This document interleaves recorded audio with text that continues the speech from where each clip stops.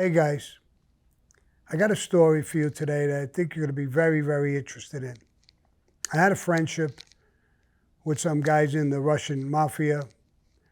They were in the same neighborhood I was in, right close to Bensonhurst, Brooklyn.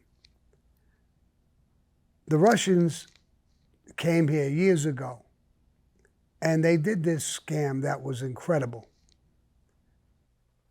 They bought gas from these big gas companies, and all they paid was the gas price.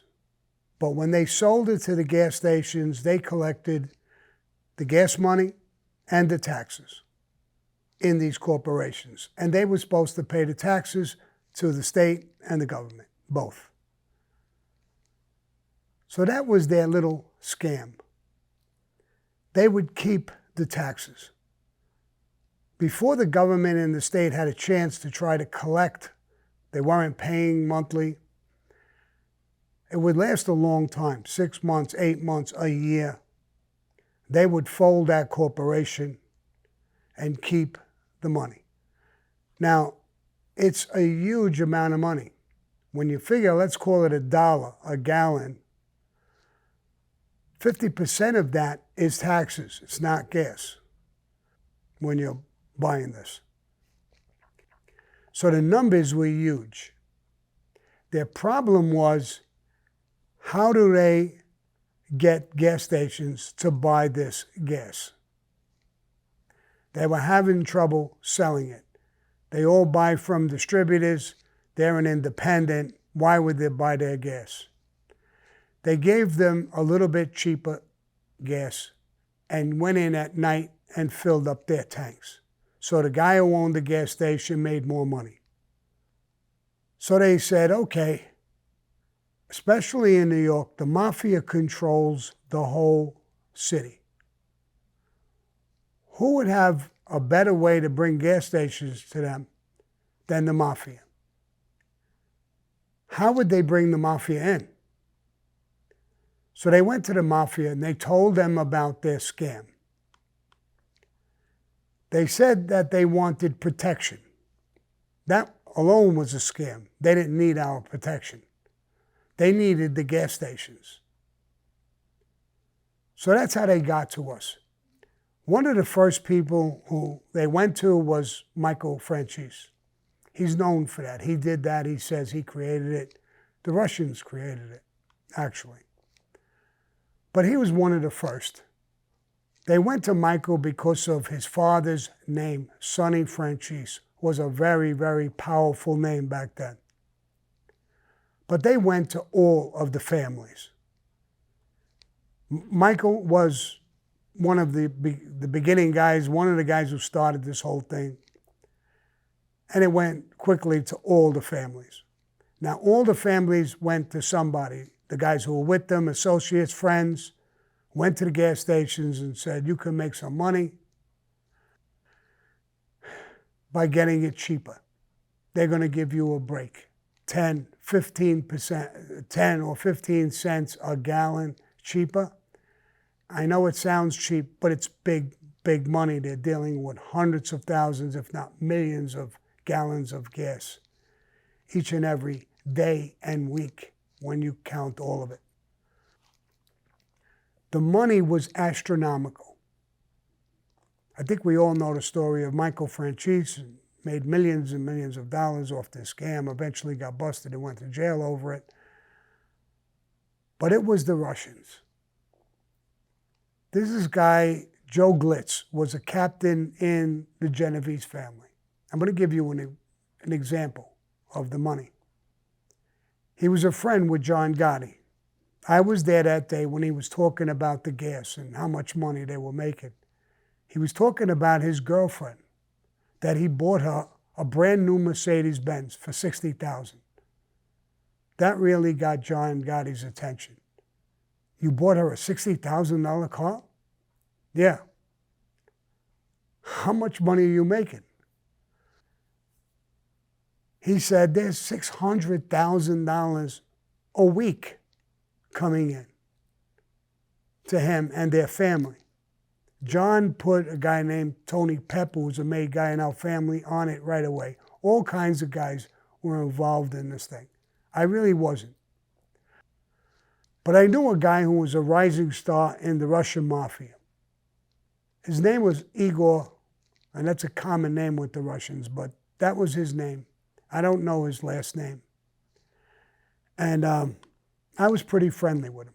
He invited me to his club, and I went there one time. It wasn't like our clubs. It was, you know, broads were stripping. It was almost like a half a strip club. Guys were playing cards. People were throwing money at the strippers. It was a little bit different than our kind of club. But that's how they enjoyed their club. And I went there once or twice or 3 times. After a relationship with him for a lot of years, he was really a rising star in the Russian mafia. Almost the same thing that happened to me. There was people around him who wanted to bring him down. But he was a tough guy. It was hard to bring him down.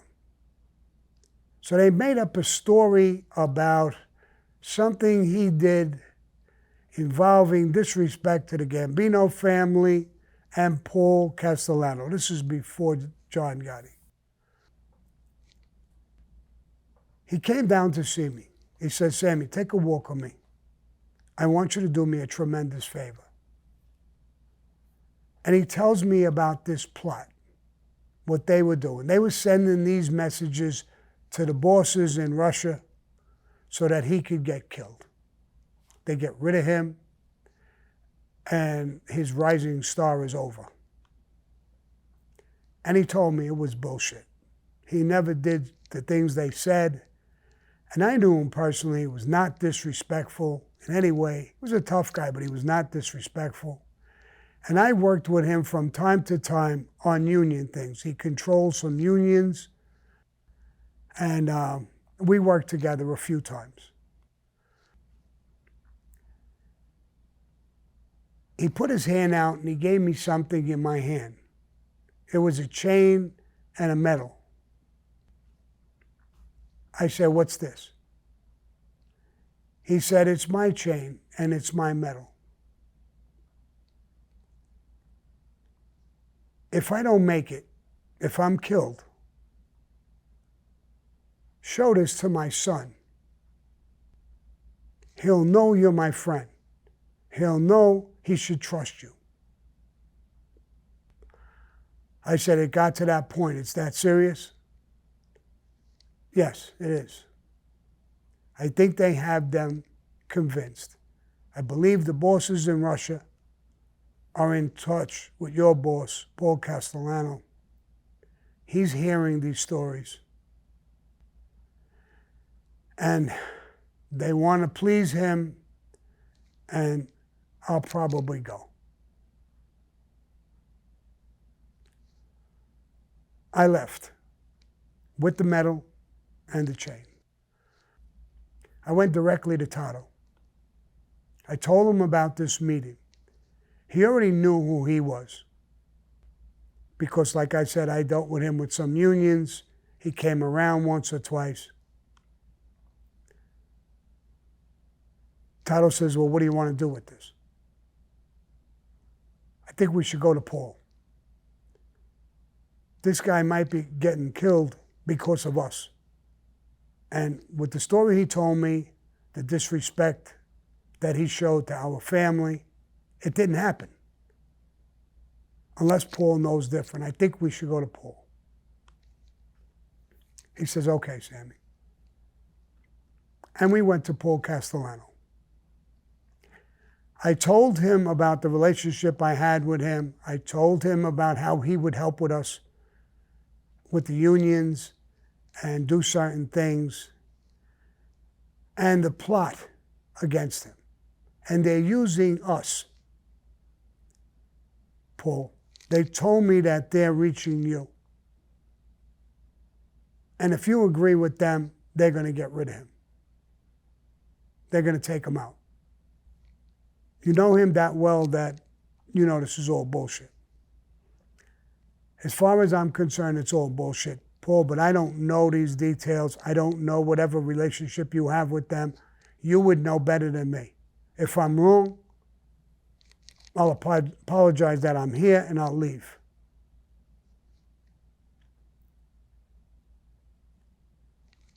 A couple of stories that came out, he told me, I questioned it in my mind. I don't remember some of the things that some of the accusations they were making about this guy. But hearing you, what you're telling me, now I understand it. This is all made up for me to give them my blessings would be appreciated that if you took this guy out. That's in my court right now. He said, keep the relationship you have with him and keep me abreast of things. Okay, Paul. Could I know what's going to happen? Yes, nothing is going to happen. I'm going to tell them not to do this. That would be appreciated by our family. And I'm going to tell them none of these accusations are true. And I think there's a plot against this guy.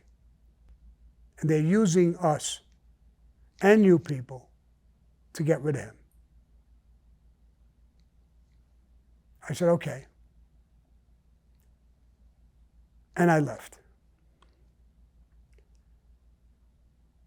About a week later, he wasn't around all the time. I went there once or twice. I didn't want to say anything. I just said, listen, tell him if he comes around that Sammy was here and that I'd like to talk to him and meet with him.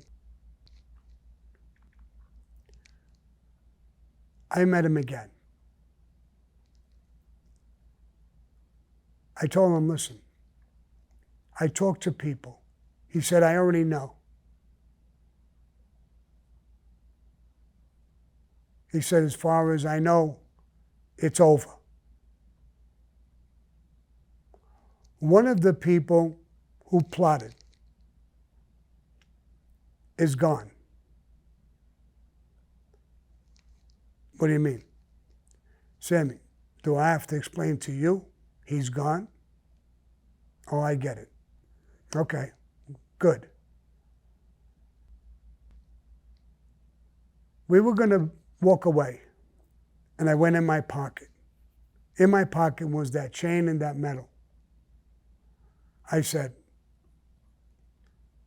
give this to your son, yourself. I'll always be here for your kid and your family. You're a good guy. Do you know where I'm going? No, I don't have a clue where you're going or what you're doing. He said, they've called me back to Russia. They don't want me in the United States anymore. They promoted me, Sammy. I appreciate everything you've done for me and my family. He looked at the medal, smiled, and said something in Russian. I have no idea what he even said. And said, I'll see you someday. We'll have a drink with that Russian accent, some vodka. And he left. I did meet one or two other people who were Russians. I met a guy, he had blondish hair, blue eyes. He was in jail. I was in jail with him at the same time. And I don't even remember his name. He talked to me. We went on a visit. I was on a visit with somebody in my family. I believe it was my wife or ex-wife. And his wife came in.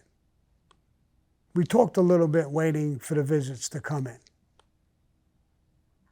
When the visits were over, he said, Igor loves you. And he smiled and walked away. I tried to hold him up. Hold up, hold up. You know who, Sammy, no conversation. He's very high level, and he loves you. No conversation, and walked away. And that's the last I've heard of him or even the Russians. I wasn't involved in the gas scams. I've heard Michael talk about them, Michael Frenchies. He became very powerful money-wise with that. His family, the Colombo family, earned a lot of money. There's no question about it. And so that's what I know about the Russians, the Russian mafia, and the gas and oil scam. Now, I wish I could say, I usually say, adios, motherfucker. I wish I could say that in Russian, but I don't know how to say it in Russian. So you Russian people, I hope there's a translator. Adios, motherfuckers.